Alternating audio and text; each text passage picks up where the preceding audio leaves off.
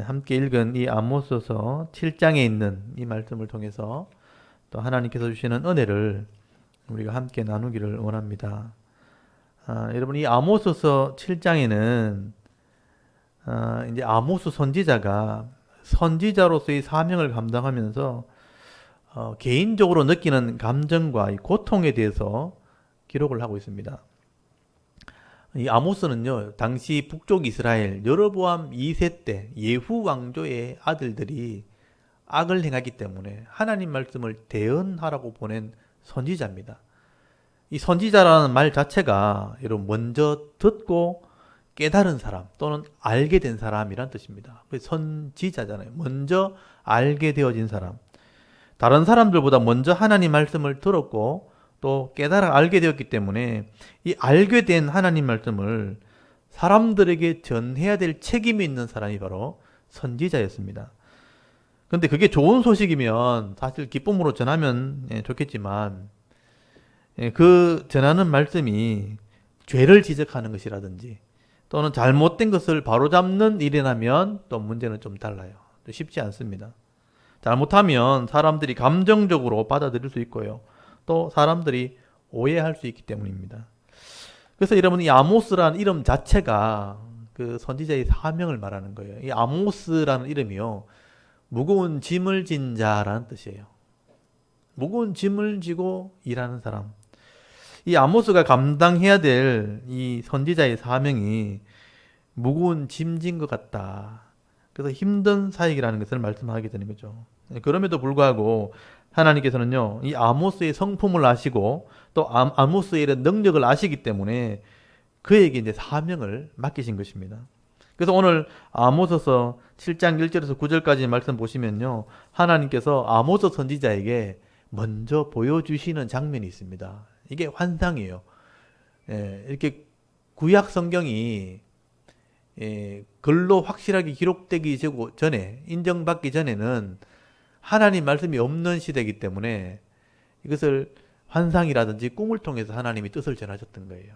그래서 이 아모스에게 하나님이 세 가지 환상을 보여주십니다. 미리 보여주는 거예요. 앞으로 일어날 하나님의 일을 미리 보여주는 것. 그게 바로 환상입니다. 이걸 신학적인 용어로 계시라 그러기도 하고 묵시라 그러기도 해요. 그러니까 열어서 보여주고 앞으로 되어질 일을 열어서 보여준다든지 감추어지는 것을 알게 하는 것. 그게 계시나 묵시라는 말인데요. 이걸 환상으로 보여준 거예요. 이 환상의 내용이 앞으로 이 북쪽 이스라엘이 이런 심판을 받게 될 것이다. 세 가지 심판에 대한 환상입니다. 그래서 하나님께서는요, 이 세 가지 환상, 되어질 일들을 아모스에게 이렇게 보여주시는데 이게 다 심판의 메시지로 전달되어야 될 하나님 말씀이라는 거예요. 이 아모스 입장에서는요, 죄인들이 심판받는 것은 사실 당연한 것이죠, 어떻게 보면. 근데 이 이스라엘은 자기 동족이잖아요. 자기 동족이 이런 심판받는 모습을 아모스가 환상으로 먼저 보게 되는데, 이 자기 백성들이 죽음 당하는 모습을 보면서 너무 마음이 아픈 거죠.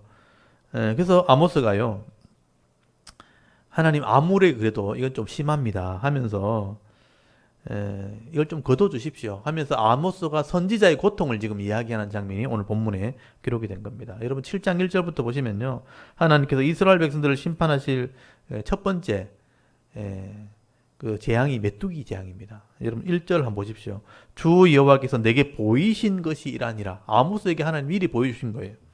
왕이 풀을 벤 후에 풀이 다시 움돋기 시작할 때 주께서 메뚜기를 지으심에 메뚜기가 땅의 풀을 다 먹은지라. 내가 이르되 주 여호와여 청하건대 사하소서, 야곱이 미약하오니 어떻게 서리까 하매라고 말씀을 합니다. 하나님께서 풀을 막 베듯이요, 이스라엘 백성들을 메뚜기를 보내가지고 그거 다 갉아 먹어버린 거죠. 그 풀을 베고 남은 그 먹을 수 있는 양식이나 이런 채소들을요, 메뚜기를 보내가지고 싸그리 다 갉아 먹어버리는 그런 환상을 보여준 거예요. 내 백성을 이렇게 치겠다는 것입니다. 그래서 아모스가 하나님 12지파가 있는데 북쪽이 이스라엘이 10지파거든요. 10지파를 다 이렇게 싹 썰어버리면 어떻게 합니까? 야곱이 미약한데 어떻게 설 수 있겠습니까? 하나님 불쌍히 여겨달라고 이렇게 하나님께 기도하게 되는 것이죠. 그래서 하나님께서요, 이 아모스의 기도를 들어주신 것입니다. 여러분 거기 3절 한번 보십시오. 3절에 보시면요, 여호와께서 이에 대하여 뜻을 돌이키셨으므로 이것이 이루어지지 아니하리라. 여호와께서 말씀하셨느니라. 여러분 선지자가 하나님께 이 백성을 위해서 기도하니까 하나님이 뜻을 돌이키셨다. 하나님께서 왜 이 기도를 들으셨는가 하면요, 이 아모스가 선지자로서 자기 욕심을 구한 게 아니에요. 자기 뜻을 구한 것도 아니에요. 하나님 나라 백성을 위해서 이렇게 기도할 때 하나님께서는 그 기도를 들으신 거예요. 이 재앙이 임해도 여러분 실제 이 북쪽 이스라엘 돈 있는 사람 권력자들은요 눈 하나 깜짝하지 않아요. 이런 재앙이 임하면요 진짜 가난한 사람들이 고통을 당하는 겁니다. 그래서 이 아모스가 이 백성들을 위해서 기도할 때 하나님은요 그 기도를 들으신 거죠. 어떻게 보면 이것이 하나님의 긍휼하신 마음, 불쌍히 여기는 마음이라는 거예요. 여러분 하나님은요 이런 긍휼, 불쌍히 여기는 마음이 풍성하신 분입니다. 그래서 우리가 기도할 때 불쌍히 여기달라고 기도하면요, 이 불쌍히 여기는 긍휼이 너무 많으신 하나님이시기 때문에 우리를 불쌍히 여기신다는 거예요. 여러분 기도하실 때 어려운 일 생길 때마다 그렇게 기도하세요. 막 복잡하게 기도할 게 많지만 하나님 다 아시잖아요. 불쌍히 여겨주시옵소서. 그렇게 기도하시면 돼요. 하나님 불쌍히 여겨주옵소서.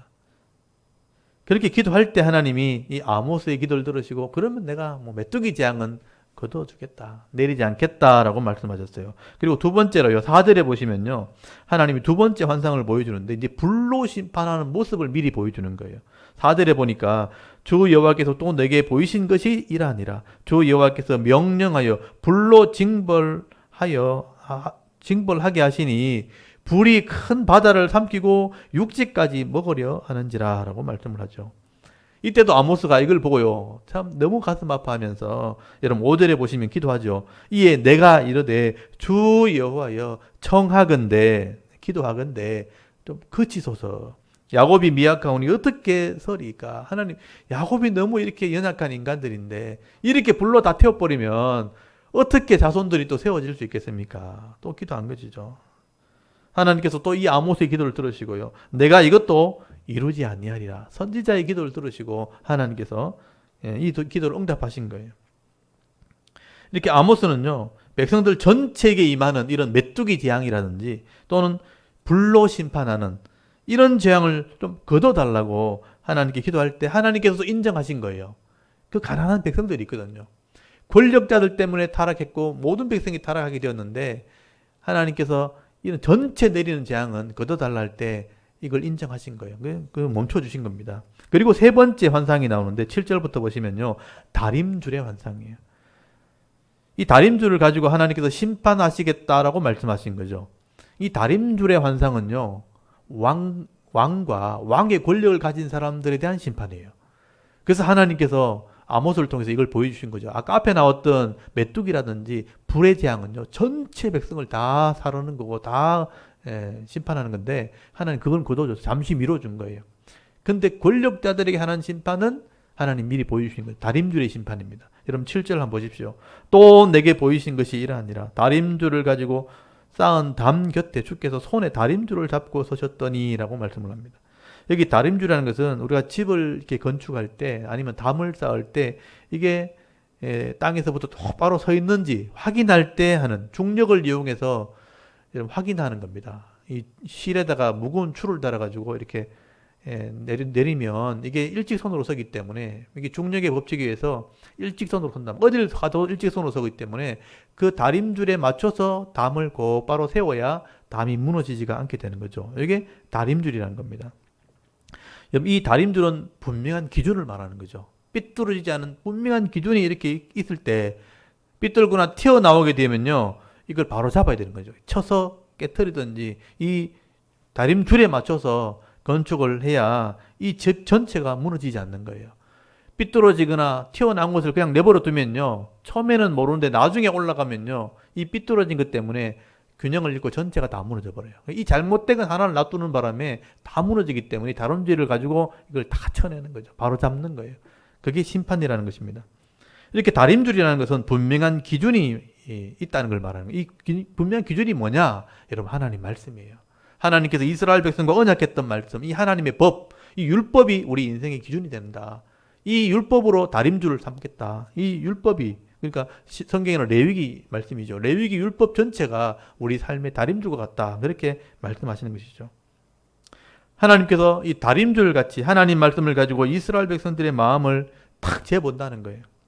이때 말씀에 어긋난 것들, 튀어난 것들, 삐뚤어진 것들 내가 다 바로잡겠다. 심판하겠다.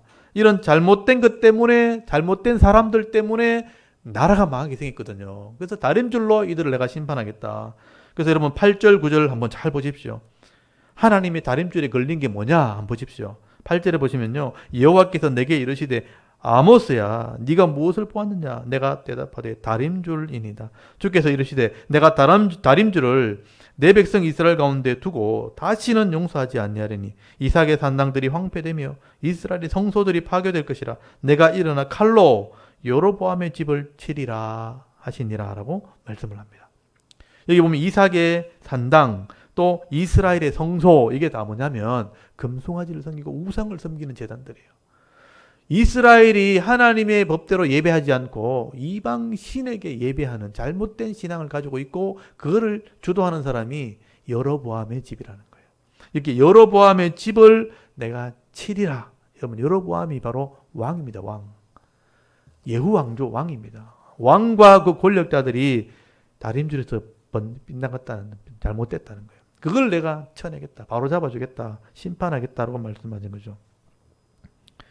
여기 다림줄에 걸리는 게 바로 우상과 여로보암의 집 왕의 잘못된 모습들이라는 거죠. 왕이 우상을 섬기고요. 부패하고 부정하게 될 때, 그것을 일삼게 되어질 때 그 신하들도요, 다 백성들도 다 타락하게 된 거예요. 그래서 내가 왕의 집을 치고 이 우상의 집을 다 심판할 거다. 다 파괴할 것이다. 그렇게 말씀하신 것입니다. 근데 여러분 이 아모스가 이 깨달은, 이 보았던 것을 왕 앞에 가가지고 잘못을 지적하고 이 왕 앞에 이것을 외치면 과연 그 여로보암 왕이나 권력자들이 그 말을 듣고 순종하겠습니까? 사실 그렇지 않아요. 그래서 그것 때문에 아모스가 이제 마음이 힘든 거예요. 고통스러운 것입니다. 내가 왕 앞에 가서 이 말을 전하면 하나님이 치신다고 외치면 과연 들을 수 있을까? 아마 아모스를 죽이려고 할 겁니다. 그게 선지자의 고통이라는 거죠. 하나님께서 먼저 보여주시고 깨닫게 하셨는데 왕이 가서 이 말을 전해야 되는데 쉽지 않습니다. 그래서 여러분 10절부터 17절까지는요.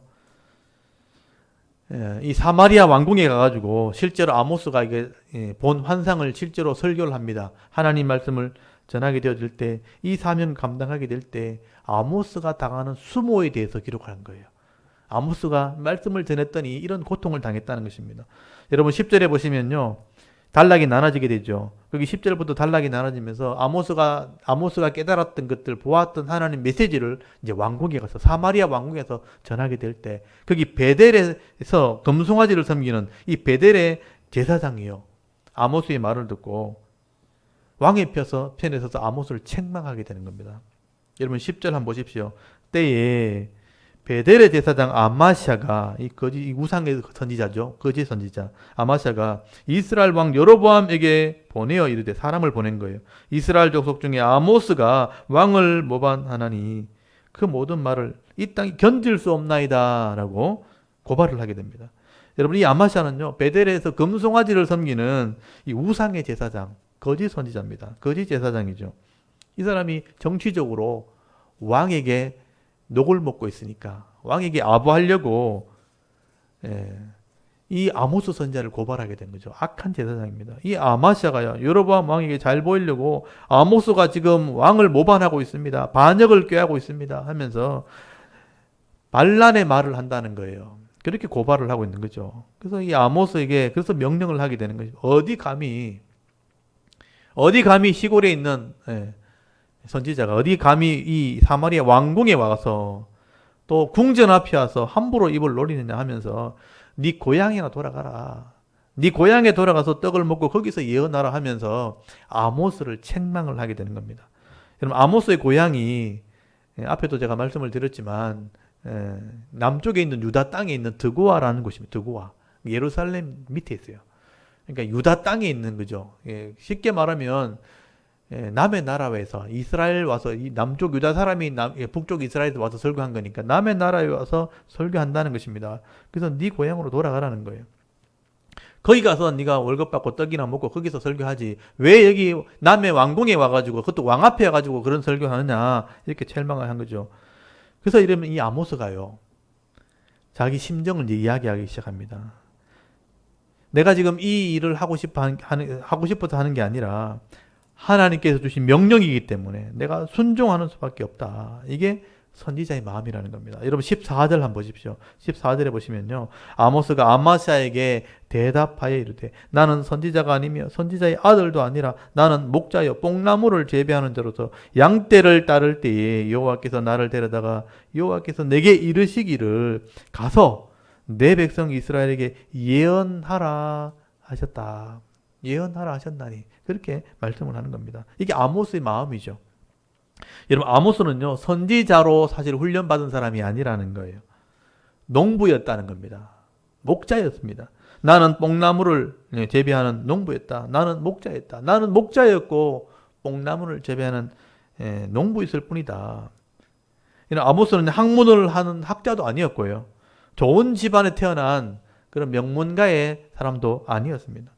그냥 겉으로 보기에는 그냥 평범한 목자요 농부였다는 거예요. 그런데 영적으로는 깨어있는 사람이에요.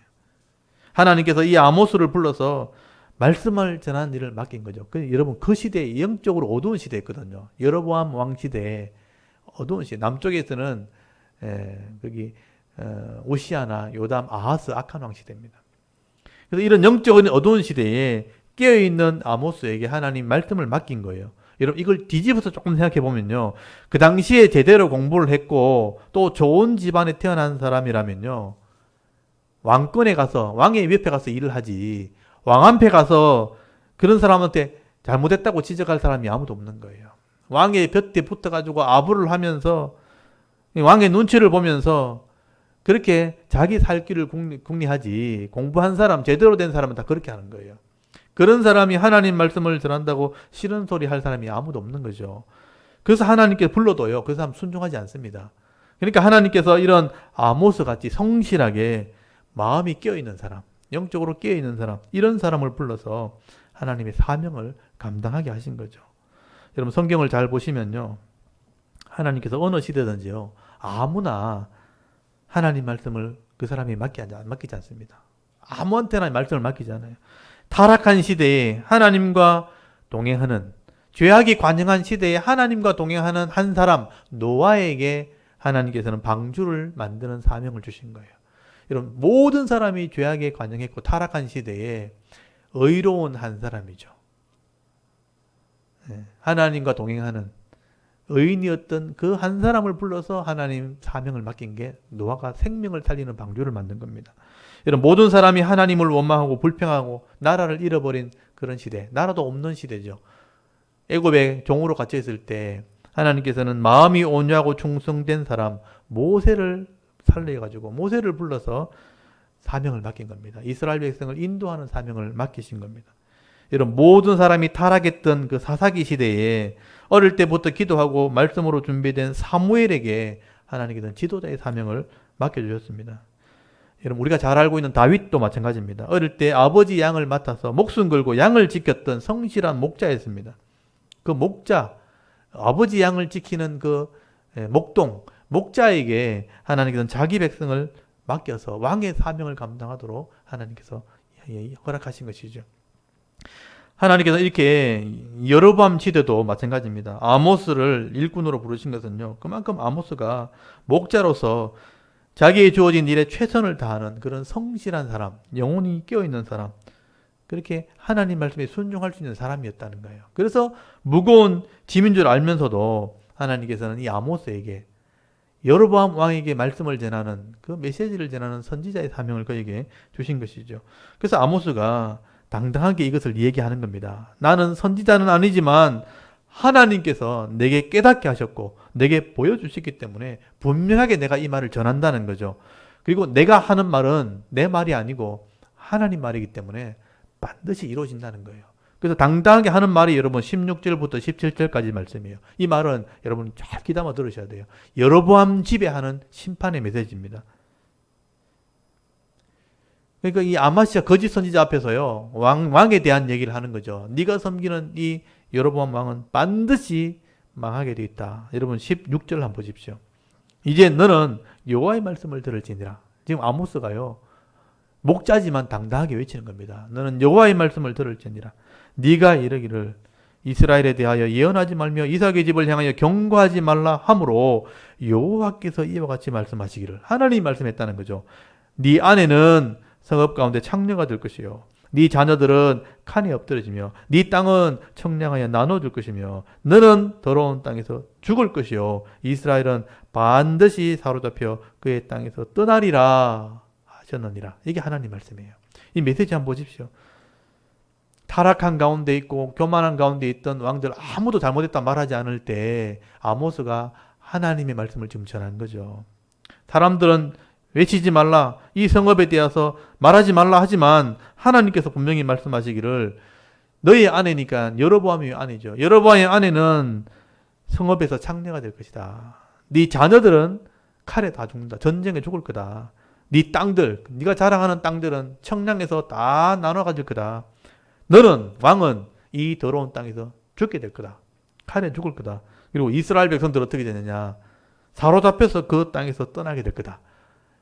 다른 나라로 잡혀간다는 거죠. 나라는 망하게 될 것이고 너는 가진 것 다 잃어버리게 될 것이고 다른 나라에 다 잡혀가게 될 것이다. 여러분, 아모스는요, 하나님께서 주신 사명이기 때문에 그 시대 왕들과 이런 거짓 선지자들에게 분명하게 이 하나님 말씀을 전하게 됩니다. 그리고 이 아모스가 전한 말씀은요, 그 시대 그대로 이루어지고요, 결국 여로보암 왕은요, 이 말씀대로 심판을 받게 됩니다. 나라는 망하게 되었고요, 포로는 다 잡혀갑니다. 역사 가운데 이것이 그대로 이루어진 거예요. 그리고 우리 역사를 조금만 살펴보면요, 이 아모스의 말이 실제 역사에 이루어졌다는 것을 우리가 비교할 수 있어야 돼요. 그래서 하나님께서는요, 말씀하신 대로 이루시는 분이에요. 그래서 BC 722년 아수르란 나라에 의해서 이 북쪽 이스라엘은 점령을 당하게 되고요, 거기 있는 모든 백성들은 다 잡혀갑니다. 그리고 아수르 사람들이 사마리아에 와서 살게 돼서 혼혈족속이 되고 혼합종교가 되어지는 그런 부끄러운 나라와 민족으로 변하게 되죠. 하나님 말씀대로 그대로 심판하게 되어지는 것입니다. 그러므로 여러분, 오늘도 우리가요, 분명히 알아야 할 것은 여기 기록된 하나님 말씀은요, 변하지 않고요, 그대로 이루어진다는 것입니다. 이 말씀이 그때 이루어졌던 것처럼 오늘도 동일하게 이루어지는 것이죠. 여러분, 이사야서 40장 8절 말씀 여러분 꼭 기억하십시오. 이사야서 40장 8절 말씀 우리 한번 찾아볼까요? 이 말씀은 머릿속에, 아니 마음속에 딱 새기셔야 됩니다. 이게 성경 전체의 중심을 잡는 하나님의 말씀이죠. 하나님 말씀은 변하지 않는다는 거예요. 이사야서 40장 8절 말씀.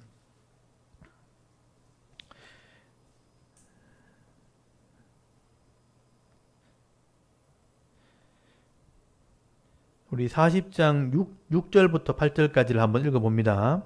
6절부터 8절까지 이사야서 40장 6절에서 8절까지 1014페이지 6절부터 8절까지 읽겠습니다. 시작.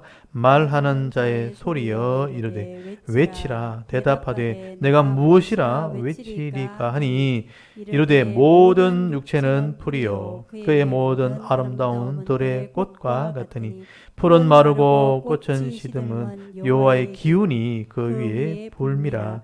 이 백성은 실로 풀이로다. 풀은 마르고 꽃은 시드나 우리 하나님의 말씀은 영원히 서리라 하라. 아멘.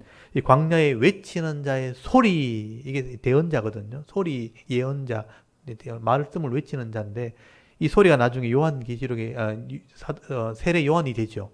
세례 요한이 광야에 외치는 자가 되죠. 그래서 이 소리에게 하나님 말씀을 외치라 하니까 무엇이라 외치니까 이 말씀을 중요하니까 사람들에게 외치라는 거죠. 모든 육체는 풀과 같다. 하나님 보시기에 내 인생의 가장 아름다운 것은 어떻게 보면 풀의 꽃과 같다. 그렇지만 하나님이 기온이 불면 인생을 다스리시면 풀은 곧 시들고 풀은 마르게 되고 꽃은 시들게 되어질 것이다. 인생은 마르고 시들어가는 인생이 될 거다. 그렇게 세월이 계속 흘러간다는 거죠. 이렇게 인생은 풀은 마르고 꽃이 시들지만 여러분 하나님 말씀은요 변함이 없는 거예요.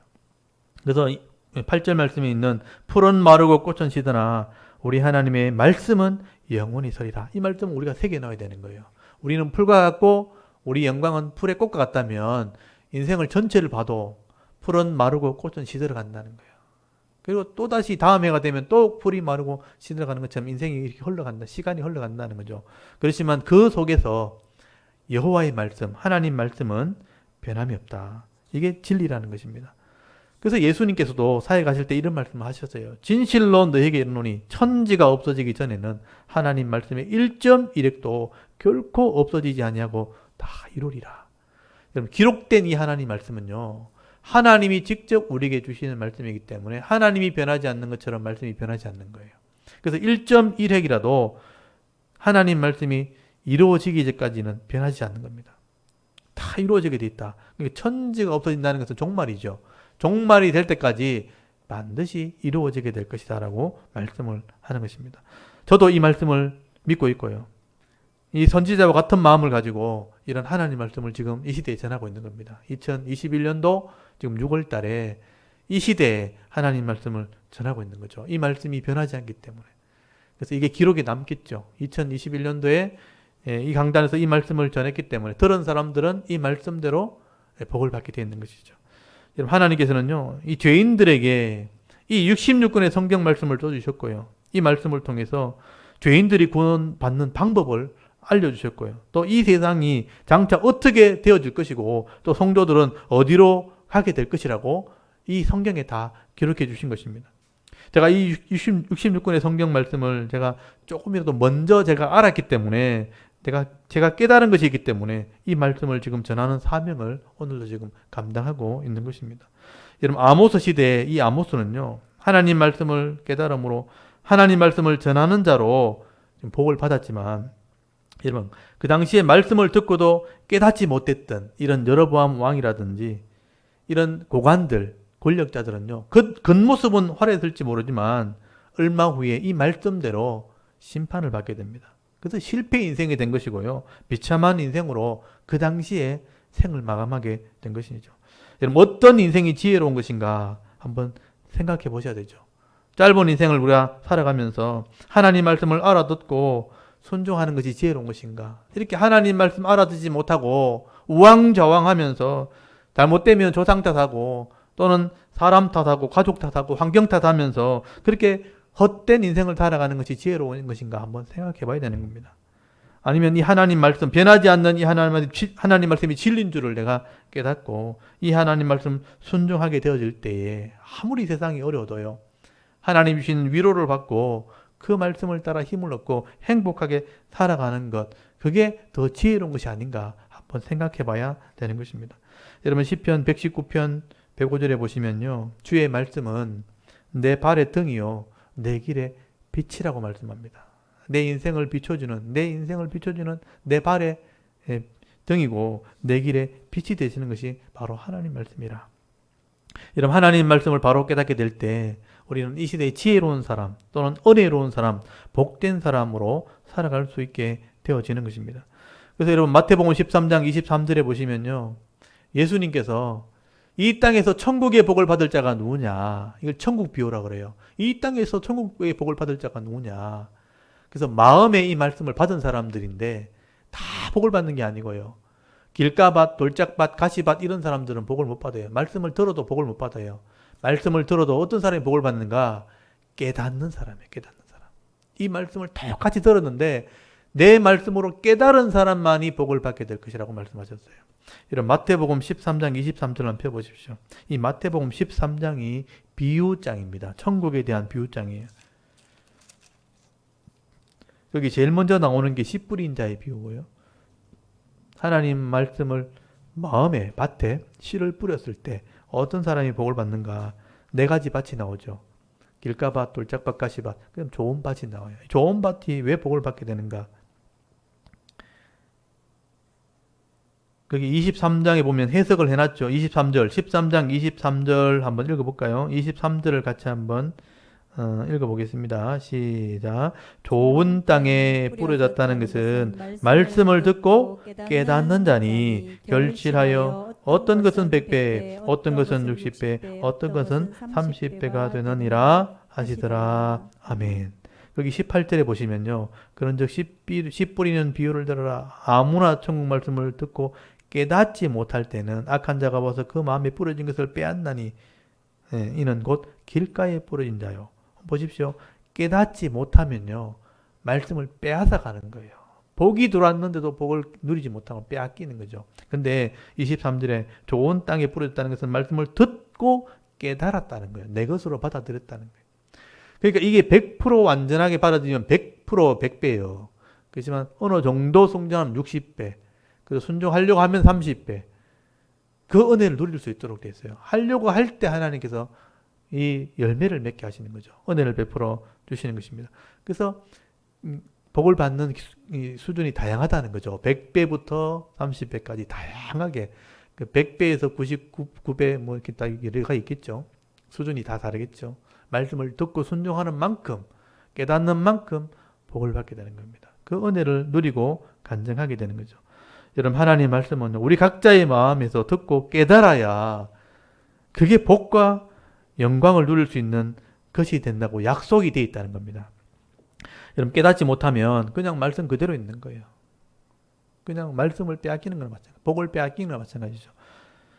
여로보암 시대에 이 아모스가 목숨 걸고 말씀을 외쳤는데 알아들은 사람은 그때도 복을 받았을 것이고요.